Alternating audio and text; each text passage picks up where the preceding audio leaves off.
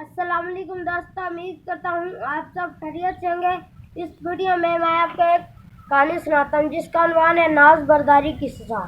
उन्वान मैंने लिखा हुआ है, मैं आपको कहानी सुनाता हूँ। एक दफ़ा का जिक्र है, एक जंगल में काला नाग रहता था। जंगल के सब जानवर उससे डरते थे।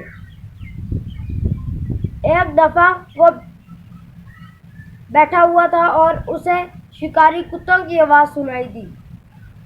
वो भागा और एक गार में छुप गया। उस गार में शहद की मक्खियों का छत्ता लगा हुआ था। सब जानवर जब उस पर हमला करते तो वो आगे से अकेला लड़ाई करता। उन मक्खियों ने उस पर हमला कर दिया और उसे मार डाला। नतीजा गरूर का सर नीचा। वो नखरे करता था, गरूर का सर नीचा। अल्लाह हाफिज़।